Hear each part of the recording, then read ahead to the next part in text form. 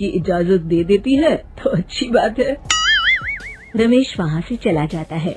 फिर उसी शाम मालती अपनी सास के पैर दबा रही होती है।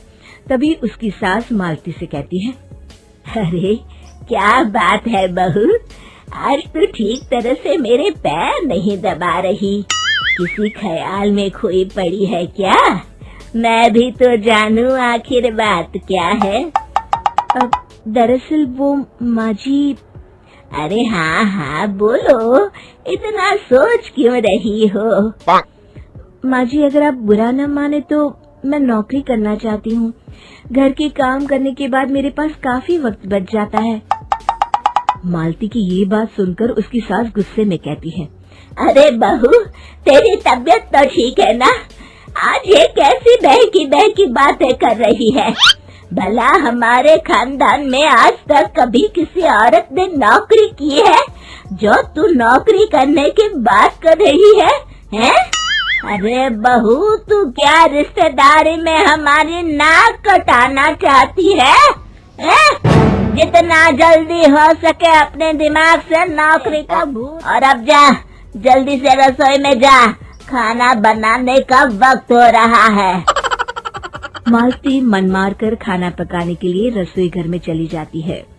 अगले दिन, नमस्ते माँ जी, कैसी हैं आप? अरे आओ आओ दिवाकर बेटा, बैठो, मैं तुम्हारे लिए चाय मंगाती हूँ। बहू जरा एक कप चाय तो लेती आना। फिर दिवाकर एक फाइल खोलकर मालती की सास के सामने रख देता है। ये देखिए माँ जी, ये है पिछले महीने का हिसाब और ये रहे मुनाफे के रुपए। एक बार हिसाब देख लीजिए और इन कागजों पर अपने दस्तखत कर दीजिए।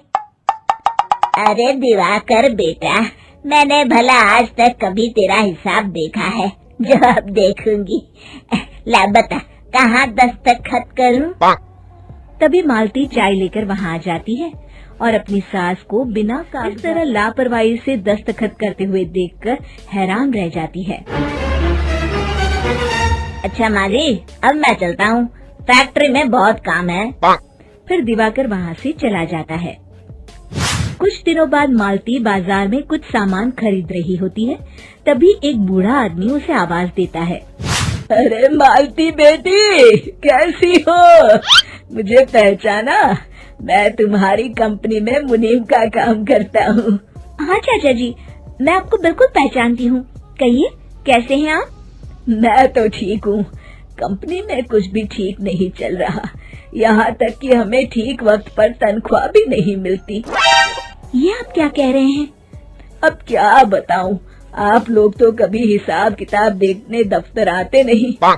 मेरी मानो तो एक बार आप लोग दफ्तर आकर सारा हिसाब किताब देख लो, आपको असलियत पता चल जाएगी। अच्छा बेटी, अब मैं चलता हूँ, देर हो रही है। फिर वो बूढ़ा वहाँ से चला जाता है। वहीं दूसरी तरफ मालती घर पहुँचकर अपनी सास को सारी बात बताती है। तभी वहाँ रमेश भी आ जाता है, लेकिन मालती की सास मालती की किसी भी बात पर विश्वास नहीं करती। तभी रमेश कहता है, अरे माँ, बिना आग के कभी धुआं नहीं उठता। जब मालती इतना कह रही है तो हमें एक बार दफ्तर चलकर देख लेना चाहिए। वैसे भी हम लोग काफी दिन से अपने दफ्तर नहीं गए हैं। इस तरह किसी एक आदमी के भरोसे काम छोड़ना मुझे भी ठीक नहीं लगता। अगले दिन वे सभी अपने दफ्तर पहुंचते हैं और सीधे दिवाकर के कैबिन में जाते हैं। अचानक सबको एक साथ देखकर दिवाकर चौंक जाता है।